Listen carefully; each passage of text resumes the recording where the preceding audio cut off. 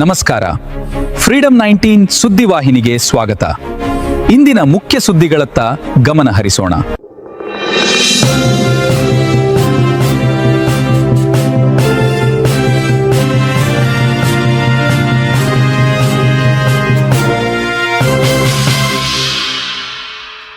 ನಮಸ್ಕಾರ, ನೀವು ನೋಡ್ತಾ ಇದ್ದೀರಾ freedom 19 news channel.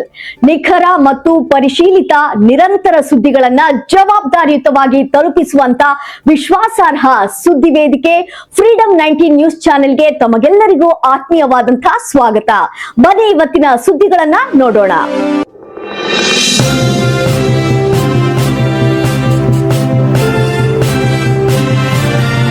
Bagepalli ತಾಲೂಕಿನಲ್ಲಿರುವ Bagepalli ನಗರ ಸರ್ಕಾರಿ ಶಾಲೆಯನ್ನು ಈ ವರ್ಷ ಕೆಪಿಎಸ್ ಮ್ಯಾಗ್ನೆಟ್ ಶಾಲೆ ಮಾಡಲು ನಿರ್ಧರಿಸಿದ್ದು, ಸುತ್ತಲಿನ 10ಕ್ಕೂ ಹೆಚ್ಚು ಶಾಲೆಗಳು ವಿಲೀನಗೊಳ್ಳುವ ಸಾಧ್ಯತೆ ಇದೆ.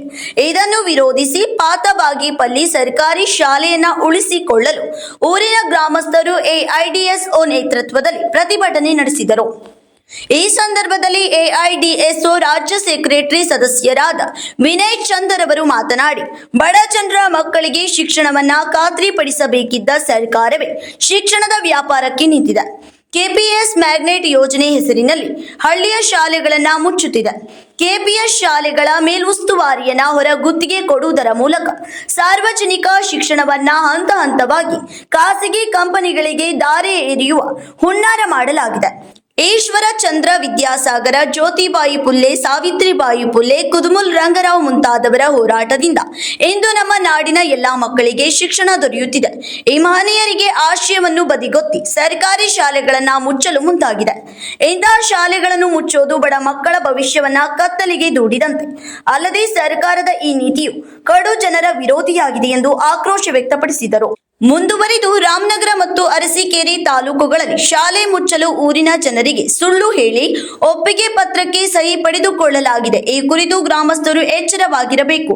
ಸರ್ಕಾರದ ಮೋಸಗಳಿಗೆ ಬಲಿಯಾಗದೆ ಊರಿನ ಶಾಲೆ ಉಳಿಸಿಕೊಳ್ಳಲು ಹೋರಾಟ ಮಾಡಬೇಕು ಎಂದು ಕರೆ ನೀಡಿದರು.